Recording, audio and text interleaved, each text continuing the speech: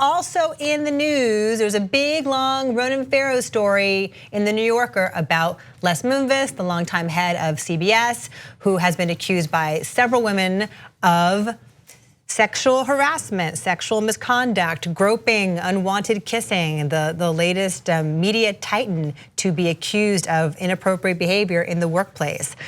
With this long, detailed descriptions of his activity from Ileana Douglas, among many other people. He says, I recognize that there were times decades ago when I may have made some women uncomfortable by making advances. Yeah, uncomfortable. Quote unquote. Quote unquote uncomfortable. That reeks of the, it was back in the day, it was different, and it definitely wasn't. The it's 90s, just that women didn't talk about it, and they were silenced a lot more than they are now. But it's always so hard to read these articles and to hear the descriptions from women. Ileana Douglas talks about being held down and not being able to breathe or move. I mean, that is so terrifying.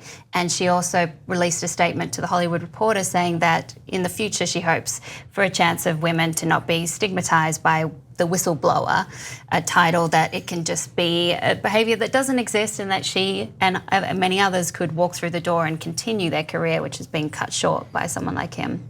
Yeah, because it's the sexual assault, and then it's the the blackballing and the intimidation, and the cutting off of the creative opportunities, and and then of course invariably CBS trots out all these female execs. What, he never did it to me, which somebody on Twitter pointed out is like, well, that guy never murdered me. I'm still alive. He must not be a killer, right? So and Julie Chen, who is his wife, also came out with a story saying, or with a response rather, saying in support that, she was in support of him. But it's rare that people are all bad. So of course she probably saw a different side to him. It was probably easy for him to hide what he was doing. It doesn't mean he didn't do it. You always got to believe the women. And I think also, I seem to recall the Georgina Chapman arc in the Harvey thing was at first either supportive or silent, and then within about 2 weeks, it's like, we're filing for divorce now. So we may not have heard the end of the Julie Chen story. Who knows? Writer Janet Jones recalls to Farrow an incident in 1985 where she alleges that he, quote, came around the corner of the table and threw himself on top of me. It was very fast. She says she remembers the exec saying, well, I was hitting on you. I wanted a kiss. So again, that speaks to a very antiquated mindset of like, it's okay. I want it, I can take it. Right. Producer Christy Peters recalled a business meeting in 2006 where she claims, quote, he said, this is really great. And then he just put a hand up my skirt. So Diana Kirgo, who was an Emmy winner, says in the 80s that she, quote, rebuffed unwanted advances from him in a professional setting. This is a very, very long story in the New Yorker. Ronan Farrow worked for like 8 months on this, and he has broken a lot of these big takeouts, exposing powerful people for having done this.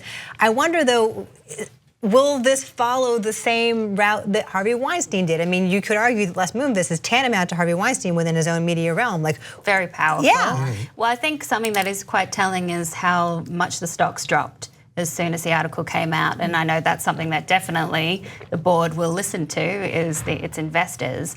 And so they're going to be having a big meeting and talking about this and all his actions and what they should do about it. So I'm hopeful that it follows the same route as Harvey Weinstein, and we can get rid of these people no matter how powerful they are. Yeah. And also Moonves is one in a series of presidents of CBS. I mean, Weinstein founded the Weinstein Company and before that Miramax. So I mean, that was, to separate him from that company seemed like a bigger deal just because he was the tumor attached to more organs, if you will. Whereas Moonves is something like he's in the job, he can be out of the job, and someone else will do it. Yes, and ironically or hypocritically or however you want to phrase it, he was very outspoken when the Me Too movement began of like, I'm a champion of women. That happens a lot. Right? That happens a lot. That you always are suspicious of the people that come out in such fierce defense. Super vocally, they'll protest too much. Exactly, yeah. And also they talked about in the story about 60 Minutes and how there's very much like a frat boy kind of boys club mentality there. And throughout all of CBS News, it's an old organization with a lot of